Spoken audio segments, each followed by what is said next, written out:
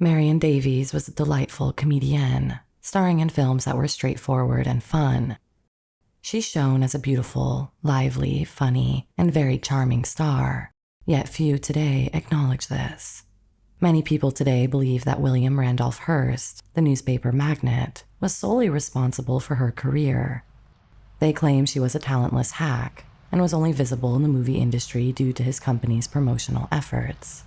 While Hearst did indeed shape Marion's career and ensured she received positive coverage in his newspapers, it was ultimately Marion Davies herself who won her audience with her genuine talent and charm.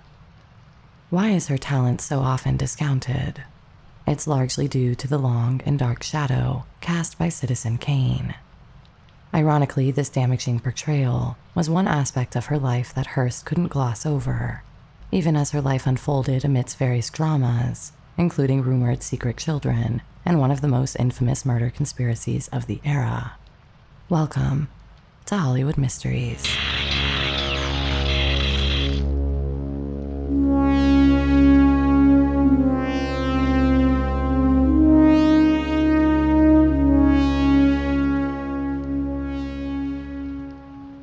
Marion Davies was born Marion Davies into an Irish family in Brooklyn on January 3, 1897. The family was particularly well connected in the theater through brother-in-law George W. Lederer, who was a powerful producer. With her good looks, Marion naturally gravitated towards the stage, as her elder sisters had already done. The family was affluent and aspirational, and they wanted to gain access to the English-run high society of New York City at the turn of the last century. So to facilitate this, Marion and her 3 older sisters switched their names to the more English-sounding Davies. It was their mother who had spotted a real estate billboard advertising the J. Clarence Davies firm, and she thought this a perfect fit for her daughters as they made their way into the vaudeville and music hall. Marion's mother was also of Irish descent, and she was born Rose Riley. Her family were upper middle class and wealthy, and her father Charles had made a solid fortune running liquor stores, dealing in real estate, and working as a broker. Marion's father, Bernard J. Davies, had already changed the name once from the more conventionally Irish name Doris some years previously.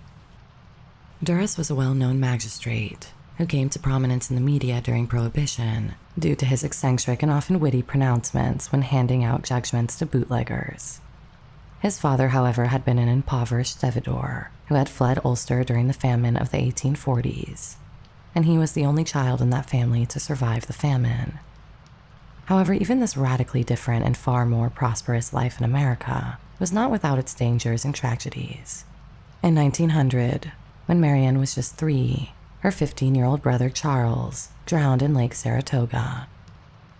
The Davies family resided near Prospect Park in Brooklyn. Davies received her education at the Sacred Heart Religious Convent near the Hudson River, and later at another convent near Tours, France.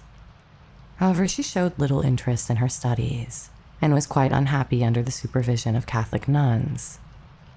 The family was good friends with architect Stanford White, and Davies was exposed to the Evelyn Nesbit sex scandal during her upbringing, as it was a major point of conversation at home. Marion had looks and parents who were encouraging her to fulfill her dreams of performing on the stage, but school was a relentless torment due to her stutter. There was no respite at this time as her fellow students bullied her remorselessly, and the nuns joined in by inflicting constant corporal punishment on her every time she hesitated to pronounce a word correctly. Eventually, her mother took her out of school early to save her from this abuse. Davies began her career as a chorus line dancer with the 1914 musical Chin Chin, starring David C. Montgomery and Fred Stone at the Old Forest Theater in Philadelphia. She made her Broadway debut in the same show at the Globe Theater on October 20th. She also appeared in Nobody Home, Misinformation, and Stop, Look, and Listen. When not dancing, she modeled for illustrators Harrison Fisher and Howard Chandler Christie. In 1916, Davies signed on as a featured player in the Ziegfeld Follies. However, her career as a Ziegfeld girl was limited because of her stammer, which made delivering lines quite difficult. As a result, she was given dancing routines only. During her years working for Florence Ziegfeld, she was frequently pursued and often overtly sexually assaulted by audience members, leading her to despise young college men. The stage door Johnnies I didn't like, especially those who came from Yale, she once said. In one notorious show starring Gabby Dulles, rowdy Yale undergraduates expressed their displeasure with the performance by pelting Davies and other chorus dancers with tomatoes and rotten eggs. It may have been better than school, but it was hardly a dream. But she was about to meet someone who would sweep her away to another world. That really was a dream. The account of how William Randolph Hearst first laid eyes upon Marion Davies is a confusing one. The most fantastic story is something out of a creaky old backstage musical. He supposedly saw her dancing in the chorus of a musical and went wild with love, and for 8 weeks attended the show nightly, always sitting in the same seat. That would be a great story, except that Davies later completely repudiated it. In fact, after Hearst's death, she said they had met in 1918 after she had already appeared in her first movie. She described their first meeting in very ordinary terms. I bumped into Mr. Hearst. I called him Sir then, and we became friends after that. As casual as this sounds, she was already well aware that Hearst's intentions were more about desire than mere friendship. Around this time, a Broadway studio hired her to participate in a photo shoot where she posed as a Japanese geisha and virginal bride. During the session, she was surprised to spot Hearst lurking in the background of the studio. Unsettled, she fled the set and locked herself in her dressing room. Later, she found out that he had in fact orchestrated the entire shoot so he could observe her. Embarrassed at being found out, he left the studio without saying a word. When Marion and W.R., as she called him, became acquainted, the man was already a dominant figure in the movie business. He ran international newsreel and was sponsoring a few early serials, including The Mysteries of Myra and Exploits of Elaine. But Davies' first foray into cinema was nothing to do with Hearst. Aged just 20, she wrote her own film Runaway Romany and enlisted brother-in-law George Lederer to direct. It was shot on location in Florida and released by Pathé. The Romany in question is a gypsy girl, played by Marion, who learns she is the daughter of a wealthy man. The film was not a success by any measure, although her willingness to experiment in the still brand new world of cinema is impressive. The film did have one enthusiastic viewer, however, William Randolph Hearst. While critics and other studio bosses paid little attention to Runaway Romany, Hearst saw potential in Davies. It was the kind of potential he would be willing to develop at enormous personal expense. And so he formed Cosmopolitan Pictures, ostensibly to launch the career of the woman he was besotted with. Marion wanted to be a star, and now she had the ultimate opportunity to do so. She agreed to a $500 a week contract, a large townhouse in New York for her and her family, and she also became the subject of an incredibly intense and expensive propaganda campaign in the Hearst media empire. It was, curiously enough, at this point that their relationship became sexual. Soon, the married Hearst and his glamorous new mistress were the toast of the town and began throwing legendary parties. But there was also the small matter of making some movies to tie the whole thing together. For his first project with Marion, Hearst developed a soap opera called Beatrice Fairfax to run through 1918. She starred as a wealthy young woman who finds her thrills in various adventures. The serial was designed to build up Davies' media presence over a year of steady releases, but the serial was not well received, so Hearst went another direction, choosing to present her to the American people as a ready-made star rather than building her reputation. In 1918, Marion starred in 2 more Hearst films, Cecilia of the Pink Roses and Burden of Proof. Cecilia of the Pink Roses laid the groundwork for many of her roles to come, following a Cinderella-esque plot of a type typically favored by Hearst. In the film, Marion begins as a feisty slum girl, helping her bricklayer father and keeping house. Cassie is suddenly set to a finishing school after the father invents a contraption that brings them great wealth.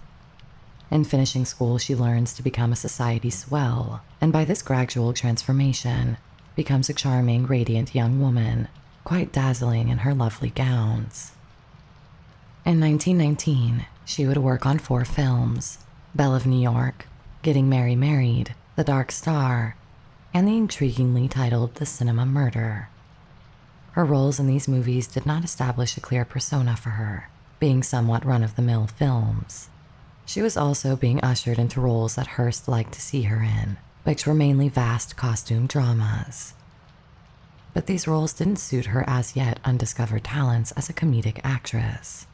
Nonetheless, Hearst spared no expense in providing her with top-tier collaborators. Getting Married was written by the brilliant team of Anita Loos and John Emerson. Both it and The Dark Star were directed by Alan Dwan. For The Cinema Murder, Hearst went even further by hiring Frances Marion, a highly successful screenwriter, renowned for her work with Mary Pickford, paying her the huge sum of $5,000 a week to create 7 scripts specifically for Davies. In The Cinema Murder, Davies played a young woman aspiring to enter the film industry, who falls in love with a playwright wrongly accused of murder. By 1920, after 3 solid years and 7 films in the industry, Davies' career still had not yet launched into the stratosphere. That year, she starred in April Folly, which was a story involving a diamond heist and a masked ball where she outwits the criminals, and The Restless Sex, a convoluted tale of an adopted daughter falling for her adopted brother. In 1921, she appeared in Buried Treasure and Enchantment. Buried Treasure, a quite absurd reincarnation story, was one of the first to attract pointed criticism from the New York Times on the subject of how much money was being blown on such flimsy films. The Times was sniffy about her prospects, but other publications were being bent to Hearst's way of thinking, not by his direct influence, but by the improvements in Davies' performances. On the other hand, Variety, a publication notably not owned by Hearst, praised Davies' performance in Enchantment. The review stated, "Before 500 feet of enchantment have been unwound, it is apparent to the most casual spectator that high comedy is the forte of Marion Davies in pictures. Miss Davies has the role of a carefree, egotistical flapper, all-wise, the pampered only child of doting parents of wealth, who deny her nothing, and whom she winds about her finger at will." In fact, Davies was among the first leading actresses of the 1920s to be cast as a flapper.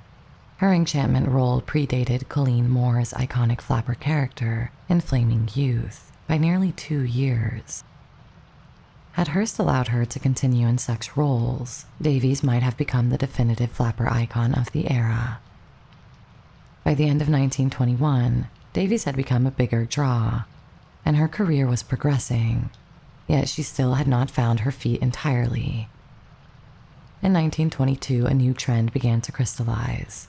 Films in the early 1920s often featured actresses in dual roles, portraying characters such as a boy and a girl, or a plain sister and a beautiful one. This gimmick allowed actresses to stretch their versatility, appear in different costumes, engage in action scenes, and explore varied character nuances. Davies had a real talent for mimicry and comedy, and so she excelled in such roles. She was particularly brilliant playing male characters, although Hearst was not particularly enthusiastic about seeing her on screen dressed as a bellboy or ragamuffin. In 1922, Davies starred in 4 films that embraced this dual-role format: The Bride's Play, Beauty's Worth, The Young Diana, and When Knighthood Was in Flower. In The Bride's Play, she crossed several centuries as she portrayed a modern 1920s woman, Anne Enid of Cashel, who was a medieval Irish heroine. The beautiful location shoot was held at Point Lobos on the Monterey Peninsula, roughly 150 miles north of San Simeon, where Hearst started constructing his castle in 1919.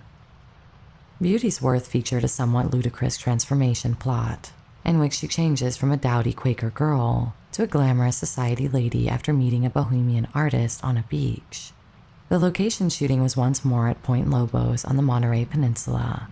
The film's highlight is the stunning tableau vivant, where Davies reprised her dancing doll routine from the 1916 edition of the Ziegfeld Follies. In The Young Diana, she started as an unattractive spinster who, after a scientist conducts a few ethically dubious experiments, again emerged as a fashionable and beautiful young woman, only to reveal that it was all a dream. Throughout 1922, critics increasingly made comments on the rising costs of her films. The New York Times wrote, "She has had more in the way of rich settings, fine costumes, and careful direction thrust upon her than almost any other screenplayer has enjoyed." The Times took particular issue with the frequent praise in the title cards, which described her beauty as pure gold and a diamond among rhinestones. Hearst was making sure that Davies' name was synonymous with opulence, beauty, and wealth in the minds of the public. The production values of these films were indeed impressive, largely due to the contributions of Joseph Urban, a world-famous Viennese set designer who was brought to America to work on the Ziegfeld Follies and Metropolitan Opera. Urban viewed cinema as the art of the 20th century, and perhaps the greatest art of modern times. Hearst was going to give him an unlimited supply of cinema's most important artistic raw material, money. And Hearst's investment was about to pay off. If critics had reservations about the expenditure on beauty's worth, they were unprepared for the scale of When Knighthood Was in Flower. Hearst employed Urban under contract, tasking him with creating even more elaborate sets, including entire streets, villages, and a detailed two-door court. This production, with a staggering budget of $5.5 million, or close to $100 million today, was gunning to be a first-rate spectacle. The film, still available today, is a romantic tale about the right of youth to love, with Davies portraying a pseudo-historical Mary Tudor, who initially refuses to marry King Louis XII of France, but ultimately does so to save her true love, Charles Brandon, who is played by her regular co-star, Forrest Stanley. Exteriors were filmed at no lesser location than Windsor Castle. It's also worth noting that this film was the second ever appearance on screen of William Powell, who played King Francis I. The premiere of When Knighthood Was in Flower was truly a grand affair at New York City's Criterion Theater. This was an invitation-only event that featured a large, glittering sign blowing up Marion Davies as the star. Variety reported that William Randolph Hearst orchestrated the most expensive and extensive campaign ever organized for anything theatrical. This included over 650 billboards in New York, 300 subway placards, special booths in department stores selling souvenir books, and a spectacular array of electric signs in Times Square. The film has not aged particularly well, but seemed to capture something of the popular zeitgeist of the early 1920s, and is worth checking out for that. Curiously, it is also an early example of the long-running and ever-intensifying battles surrounding cultural appropriation in Hollywood movies. British audiences booted off the screens in London, and critics took almighty offense at the prospect of an American actress portraying a British woman on screen. However, Edward, Prince of Wales, the future Edward VIII, is on record having called it a wonderful picture. The furor over ethnic appropriation did not seem to faze him, although this is perhaps little wonder given his future bride. Despite the film's sentimental and somewhat old-fashioned narrative, it was well received at the time and was the beginning of Davies' true stardom. She was named the #1 female box office star of 1922, with Rudolph Valentino getting the nod as the top male of the year. In 1923, Marion Davies took more acclaim for her performances.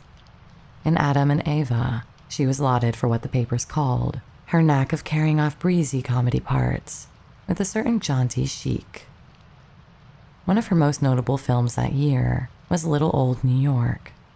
The movie's sets were once more intricately detailed.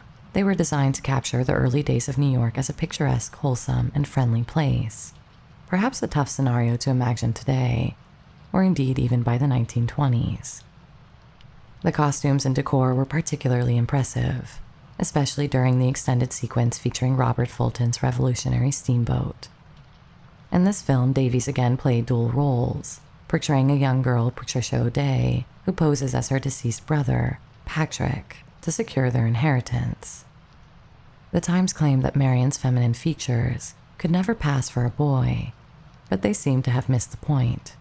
This was indeed wryly addressed in a scene where Pat declines to kiss a woman's hand, prompting the woman to exclaim, "What an impossible little boy," which, as subtext, is more or less an accurate assertion.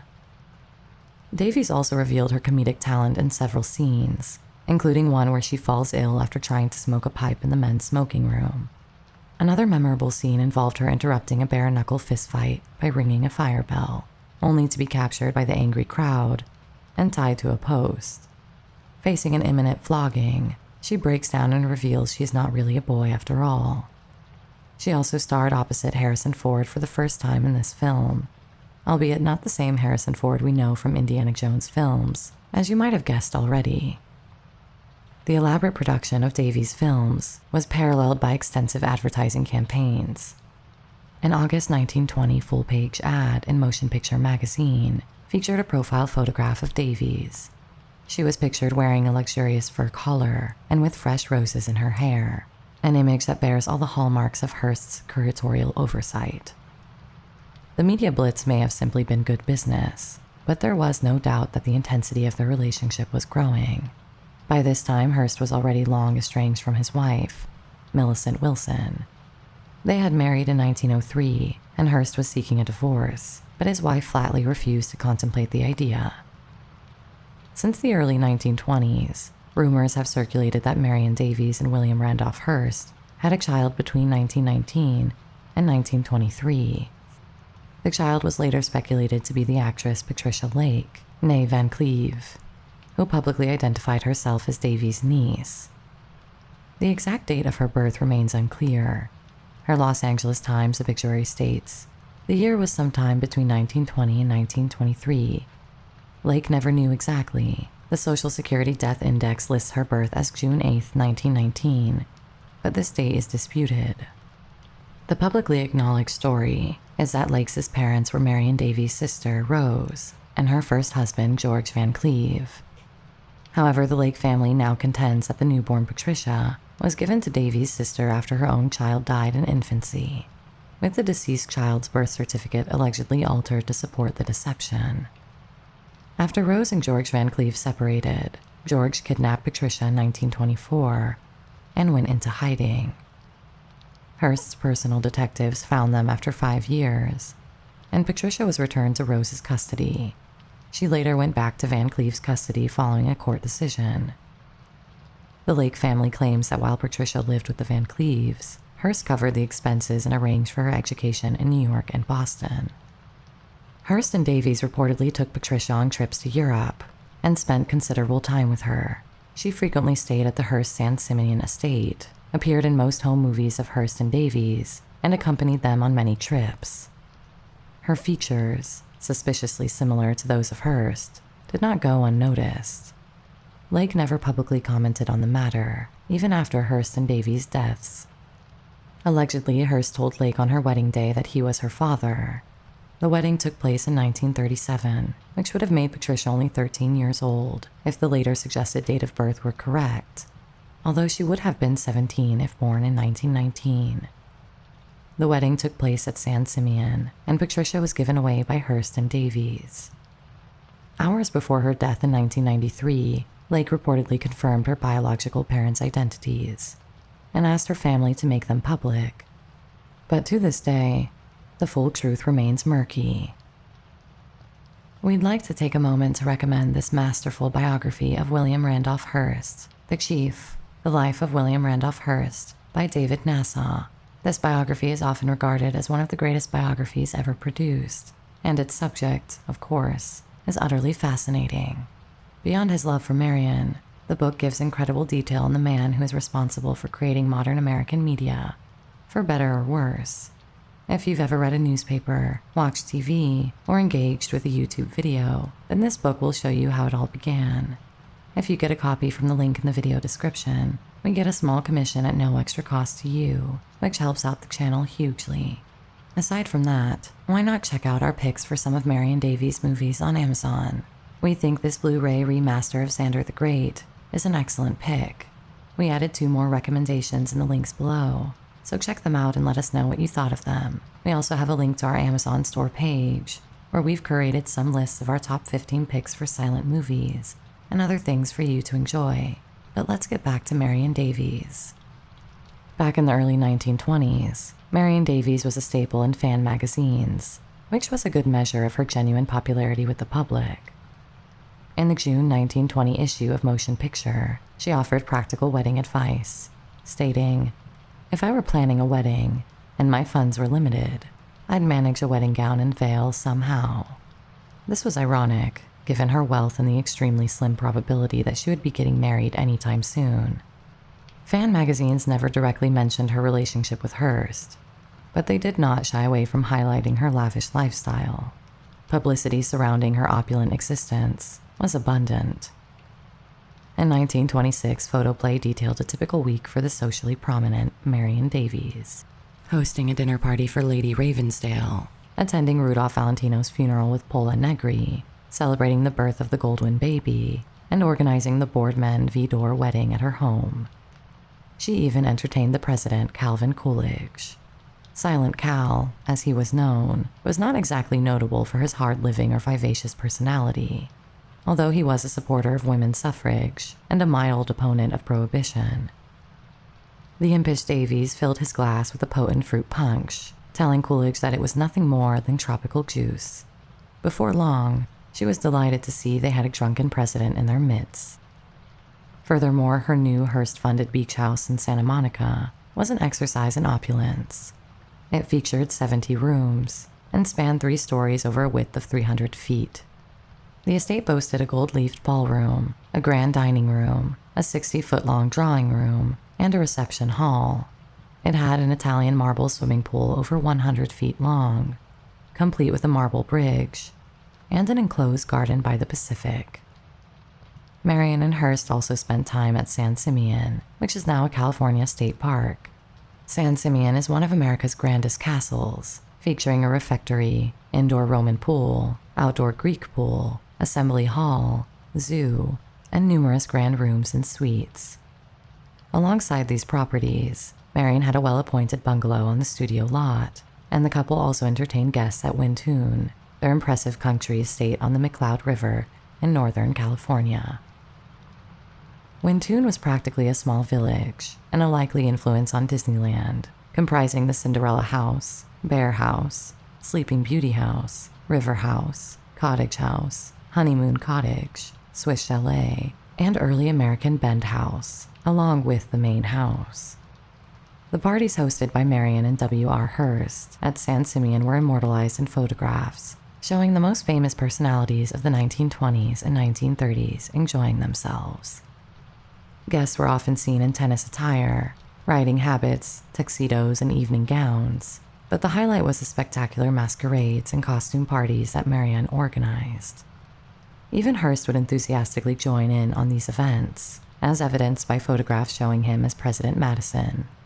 Alongside were Norma Shearer as Marie Antoinette, Clark Gable as a Cub Scout, Claudette Colbert as an Indian princess, David Niven as a pickpocket, Sonia Henney and Tyrone Power as circus clowns, and Fred Stone rather curiously dressed as an onion.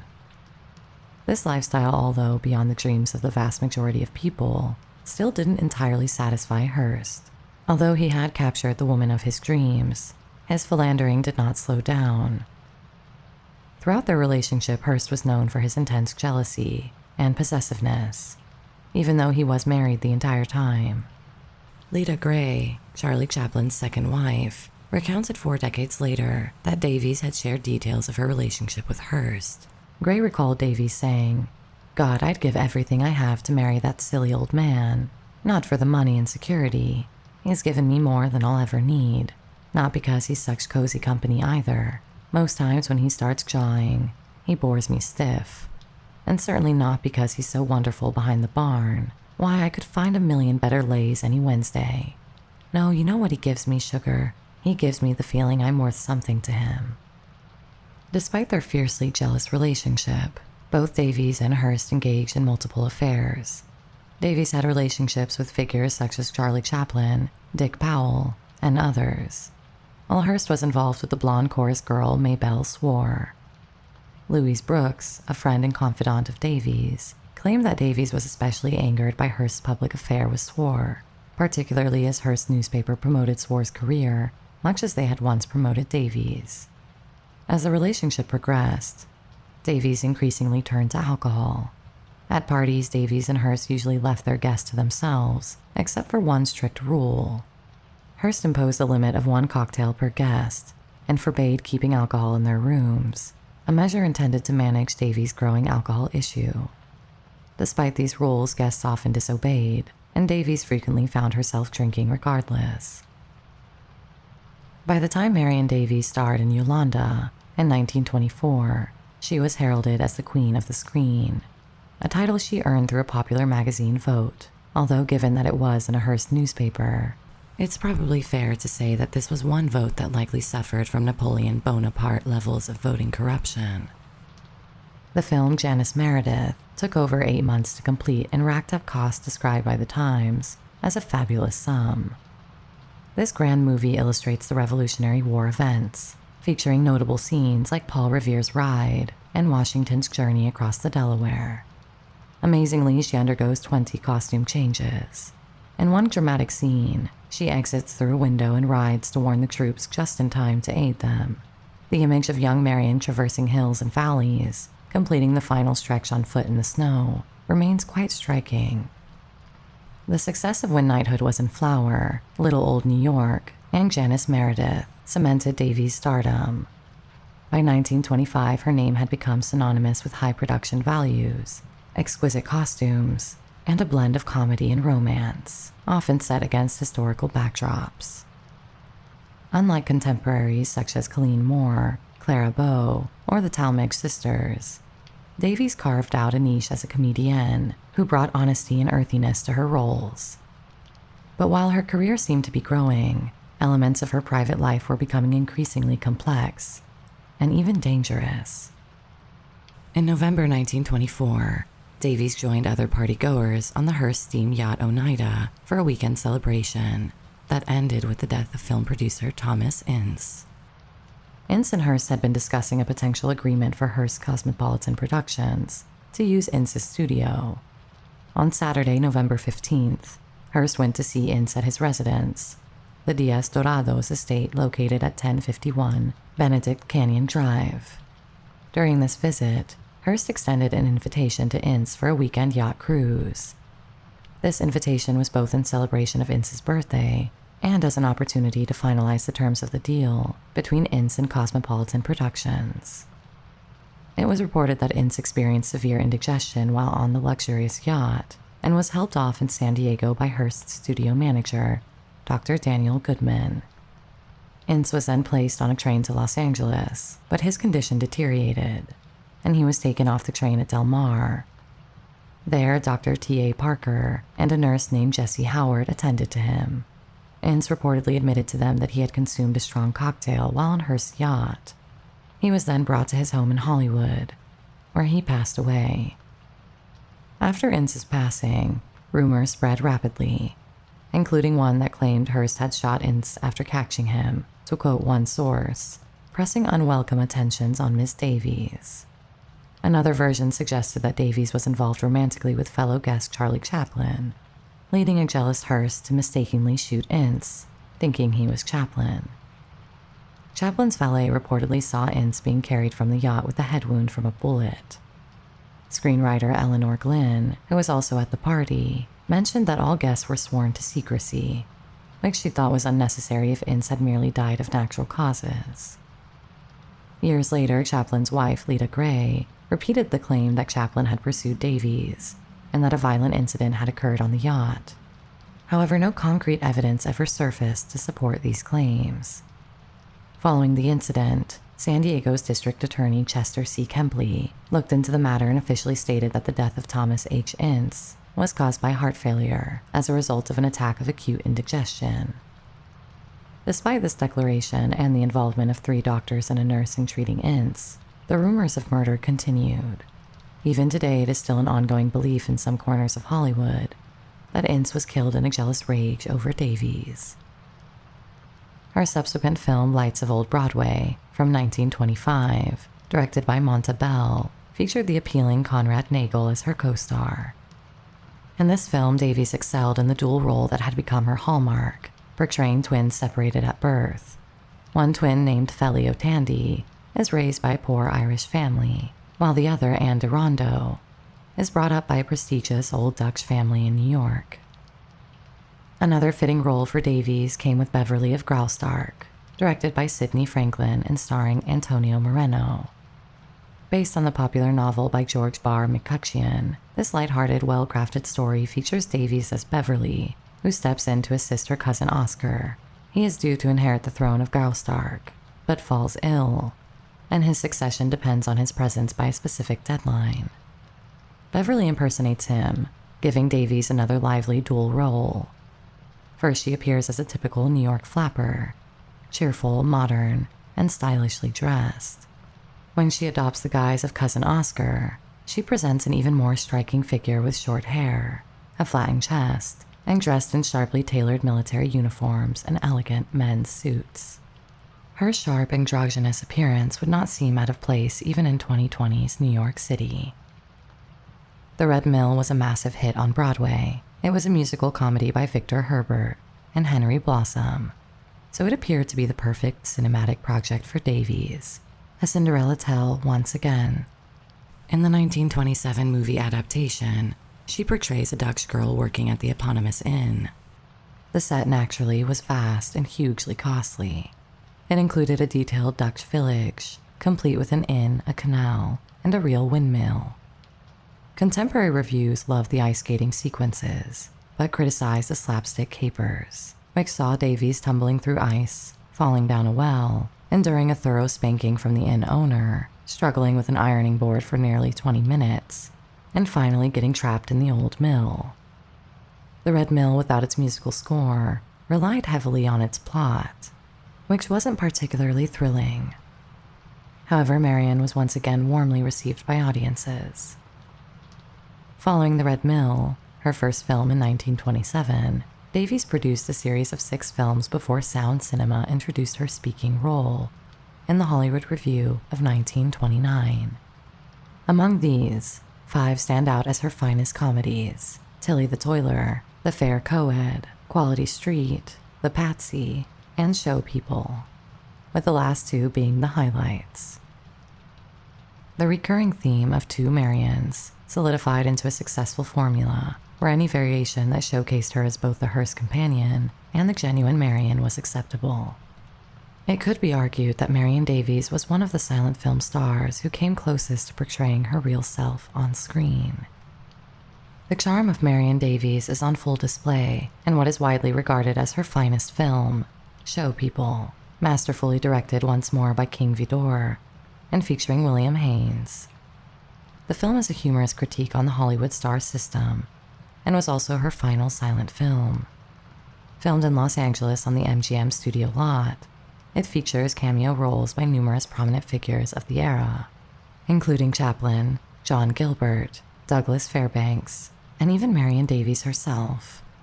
In this scene, the real-life Davies encounters her character, Peggy Pepper, on the studio lot. A highlight of the movie is Davies' spot-on parody of Gloria Swanson, which even Swanson's admirers find endearing for its lightheartedness.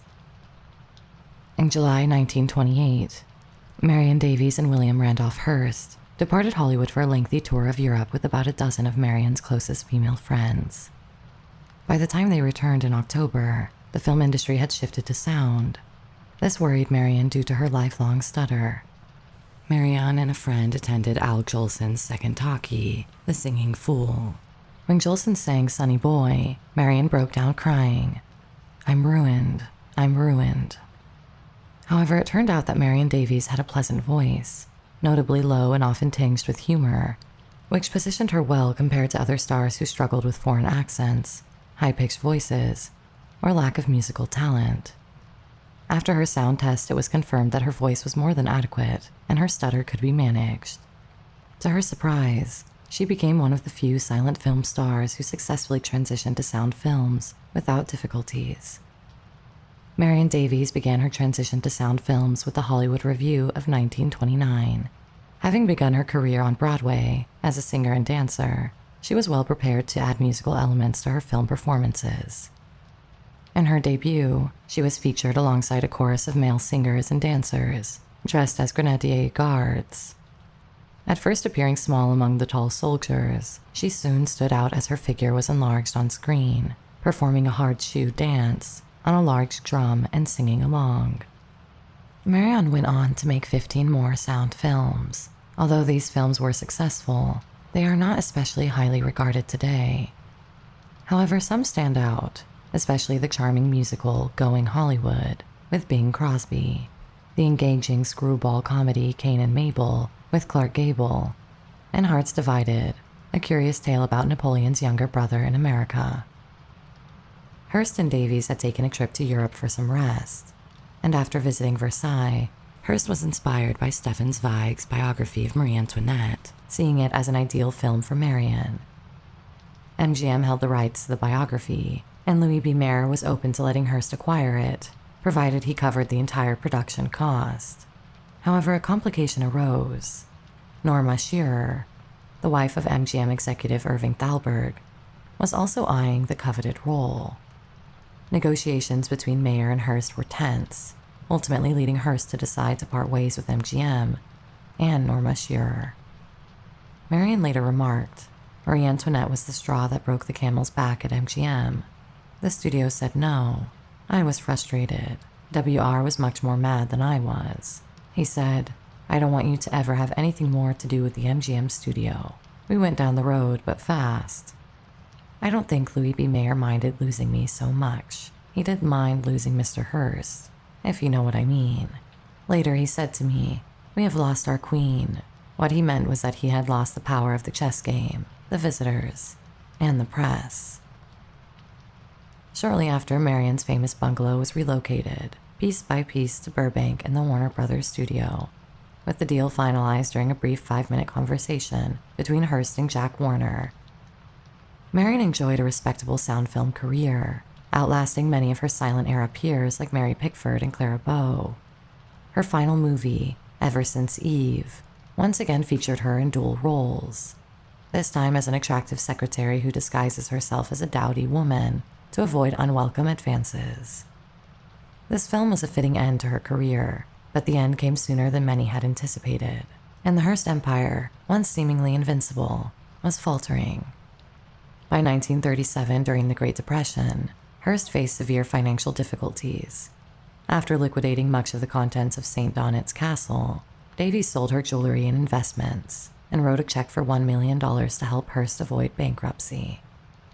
Hearst was deeply in debt, owing $126 million, a staggering sum equivalent to over $2.6 billion in today's dollars. When Hearst Cosmopolitan Pictures closed in 1938, Davies exited the film industry and returned to San Simeon. In her autobiography, she wrote that after years in the industry, she grew tired of acting and chose to focus on being Hearst's companion. At parties in San Simeon, a somewhat embittered Davies often lamented about the end of her career and those she felt were to blame, not least the entire cast of studio heads at MGM. As time passed, Davies' drinking problem worsened, particularly during the late 1930s and 1940s. She and Hearst led an increasingly secluded life, maintaining a facade of hospitality that gradually lost its splendor. They were crumbling into their own modern Gothic ruin. They spent most of World War II at Hearst's Wyntoun estate before moving back to San Simeon in 1945. Though Davies had essentially retired from filmmaking, choosing instead occasional radio appearances, she lamented the restrictions of her career, stating, although I was only making 2 pictures a year, I couldn't enjoy myself. Even though I could travel for about 3 months a year, when I knew I had to get back to the studio by a certain date, and that I couldn't eat too much or get sunburned or freckled, I couldn't really have a good time. All this aside, it seems she and Hearst seemed to find some enjoyment in her retirement, despite ongoing financial disasters and her heavy boozing. Whatever the future held, it seemed that Davies and Hearst were destined to go down as an eccentric and extremely lavish pair who faded over time. Davies' films had been popular, if not often held in the highest regard for their artistry, but she had given a lot back to society, being extremely generous with her own earnings and often anonymously covering the medical expenses of her peers. But something was about to happen that would completely alter her reputation forever, and she would have no control of the monster that was about to be quietly released on May 8, 1941. That monster was called Citizen Kane. They likely watched the film together in a San Francisco cinema. Hearst's biographer, John Tebble, speculated that Hearst might have been amused by the film's depiction of him, given that it portrayed him as a cunning rogue, played by the charismatic and handsome Orson Welles. Considering the harsher criticisms he had endured over the years, Citizen Kane might have seemed relatively tame and even somewhat flattering to him. However, the depiction of Susan Alexander in the film deeply troubled Hearst because he loved Marion Davies. It was clear that this character would be read by the public as a representation of Davies. This idea enraged him. Alexander, of course, was a talentless wannabe whose career was fluffed up by financial might of her wealthy lover, Kane. Marion Davies herself was reportedly upset by Citizen Kane, but chose to recall advice Hearst once gave her. Years ago, she remarked, "WR gave me some good advice. He said, never make anything out of an insult or a slap at you. Ignore it. Make as little of it as possible. That's what I've done with Citizen Kane, and apparently a lot of people agree with me." She then wryly noted, it never made any money. Very much the most pointed Hollywood dismissal of them all. It may not have made much money, but she had little idea the impact this film would have on the history of cinema. Davies could hardly believe that a lesser-known RKO film, directed by a newcomer and unsuccessful at the box office, could erase her 2 decades of fame. Having left the film industry just 4 years prior, she felt it was too early for her to be forgotten, nor did she think anyone could doubt her talent. Yet she underestimated the enduring impact of Citizen Kane and Welles, along with the dramatic shift in the film industry that nearly wiped out silent cinema for many years. By the 1950s, Marion Davies was remembered mainly as the inspiration for Susan Alexander, which was a tragic misrepresentation and a significant historical oversight. By the time she died, even her obituaries unfairly depicted her as a mediocre and unpopular actress during her lifetime. Contrary to this belief, most of Davies' films were profitable, and she was a top box office draw, particularly for When Knighthood Was in Flower and Little Old New York, both of which were among the top earners of their respective years. Over the years, the association with Susan Alexander Kane led to further erroneous portrayals of Davies as a talentless opportunist. In his later years, Orson Welles tried to correct these misconceptions. In the foreword to Davies' posthumous autobiography, The Times We Had, Welles clarified that Susan Alexander Kane and Marion Davies were nothing alike. That Susan was Kane's wife and Marion was Hearst's mistress is a difference more important than might be guessed in today's changed climate of opinion. The wife was a puppet and prisoner. The mistress was never less than a princess. Hearst built more than one castle, and Marion was a hostess in all of them. They were pleasure domes indeed, and the beautiful people of the day fought for invitations. Xanadu was a lonely fortress, and Susan was quite right to escape from it. The mistress was never one of Hearst's possessions. He was always her suitor, and she was the precious treasure of his heart for more than 30 years, until his last breath of life. Theirs is truly a love story. Love is not the subject of Citizen Kane. Welles also told filmmaker Peter Bogdanovich that the real inspirations for Susan Alexander were Samuel Insull's construction of the Chicago Opera House and Harold Fowler McCormick's promotion of his wife, Ganna Walska's opera career, not Marion Davies. Several decades after her death, a critical reassessment of Davies' work occurred. This was driven by the greater availability of her films, and this allowed for a more accurate appreciation of her talent, particularly in comedy. On April 29, 1951, Hearst celebrated his 88th birthday, but he was too frail to join the celebrations downstairs. Instead, Marion organized a modest gathering in his room, inviting 5 of her close female friends. She gifted him an oil painting of his mother, Phoebe Hearst, cradling him as a baby. The sight moved Hearst to tears. Marion, comforting him at his feet, held his legs and reassured him. It's all right, WR. It's all right. Hearst passed away on August 14th, 1951, while Marion was asleep from exhaustion due to her caretaking duties. By the time she awoke the following day, his body had already been removed. His sons had taken him to be with his wife, from whom he had never secured a divorce. This devastated Marion. Marion said, "I asked where he was, and the nurse said he was dead. His body was gone. Whoosh, like that. Old WR was gone. The boys were gone. I was alone. Do you realize what they did? They stole a possession of mine. He belonged to me. I loved him for 32 years, and now he was gone. I couldn't even say goodbye." 10 weeks after Hearst's death, Marion married for the first time. Her husband was Captain Horace Brown of the California State Guard, who notably somewhat resembled a younger William Randolph Hearst. Marion died of cancer on September 23, 1961, and was interred in the Duras family crypt in Hollywood. Her vast jewelry collection was immediately cataloged, featuring items such as a 29-carat pear-shaped diamond pendant, a platinum diamond watch, and various other pieces of substantial value, including a solid gold toothpick. Marion also left behind several tape recordings intended for a memoir. These recordings were filled with fond memories, especially of WR, the central figure in her recounted stories. She fondly remembered him saying, whenever he felt the urge, he often used to get up and do a little tap dance. He was the kindest, most innocent, naive person you'd ever want to meet. He wouldn't have harmed anybody, ever. WR would say, "I'm in love with you. What am I going to do about it?" And I'd say, "Well, let it ride. It's all right with me." Marion had indeed let it ride, a commitment that lasted a lifetime. A figure like Marion Davies is unlikely to be seen again in film history. While modern famous women in film may have their careers influenced or managed by powerful men they're romantically involved with, the traditional role of the mistress is now considered outdated. Marion Davies remains the most iconic example of this phenomenon in Hollywood history, known primarily as a mistress and secondarily as an actress, both in her own view and in the eyes of the public. Her influential lover, born in the 19th century, held a Victorian perspective on mistresses, believing that a wealthy, honorable man should financially support his mistress and provide for her once she was no longer in her prime and had been supplanted by younger women. Typically, such a man might help his former lover start a business.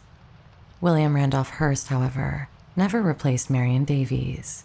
Instead, he provided her with what could be considered the most glamorous pastime ever given to a mistress. He turned her into a movie star, and she fully embraced this role. Her reputation has been shredded and torn to pieces over the years. She has been dismissed as a gold digger and a talentless nobody. But all of this is false. She was the one who made the move into movies without any major outside help. She was the one who overcame a stutter to become one of the few stars who made it into sound film. In the end, her name was in lights, and if the public had not loved her, then there was no amount of money Hearst or anyone else could throw at publicity campaigns to convince them otherwise. And she was adored by her public, a truly popular actress who starred in the kinds of movies that critics may not have enjoyed, but that regular movie-going audiences of the silent and talkie era considered unmissable. If you've enjoyed this look at the life of Marion Davies and want more obscure details about the history of Hollywood, why not become a YouTube member or join up to our Patreon? Our $3 Hollywood Histories tier gives you access to weekly essays and photos about the strange past of Tinseltown, and it helps us to grow the channel and improve the quality of the main videos. So we are really grateful to all those who sign up. Otherwise, why not check out our store, where we have a range of posters and t-shirts featuring our own exclusive designs, like this Anime Wong t-shirt, a perfect birthday gift for the classic Hollywood buff in your life. That's all for this episode. Thanks for listening. Sweet dreams.